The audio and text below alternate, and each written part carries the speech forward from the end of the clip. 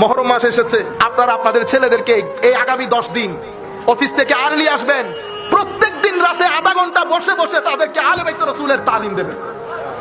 নামগুলো বলবেন। ইমামে হাসান নাম শুনলে তো অন্তর বড় হয়ে যায়। কেন?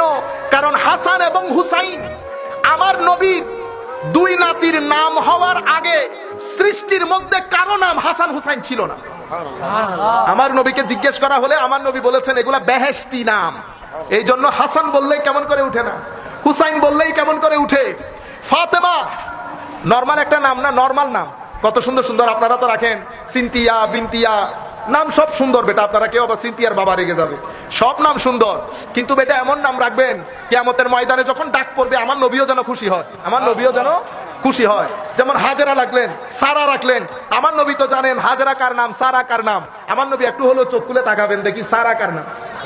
এমন নাম রাখবেন না যেই নাম ভারী হয়ে যায়। আমি আপনাদেরকে বলছিলাম হাসান, হুসাইন, ফাতেমা, আয়েশা, দেখ না আয়েশা নামের মধ্যে সফটনেস দেখেছেন? কেন?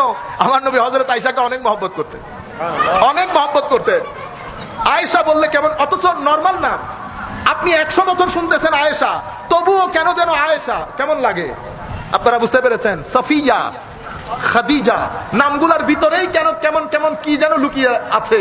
সম্মানিত উপস্থিতি, আমি আপনাদেরকে জিনিসটা বুঝাতে চাচ্ছি যে আপনি আপনার অফিস থেকে ফেরার পথে প্রত্যেক দিন আধা ঘন্টা সময় আপনার না হলে মাদেরকে বলে দেন, শীত করে দেন, বের করে লিখে দেন, দরুদ শরীফ পড়তে বলেন, কারবালার ঘটনা শুনান, হাসান হুসাইনের ঘটনা শুনান, ফাতেমাতুজ জাহরার কথা বলেন, সাহাবায়ে কেরামের কথা বলেন, তাদের ত্যাগ তিতিক্ষার কথা বলেন।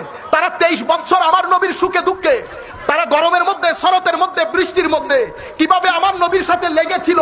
পরিবার পরিজন ছেড়ে দিয়েছে, বাবা ছেলের বিরুদ্ধে দাঁড়িয়ে গেছে, ছেলে বাবার বিরুদ্ধে দাঁড়িয়ে গেছে, আত্মীয়তার সাথে দাঁড়িয়ে গেছে,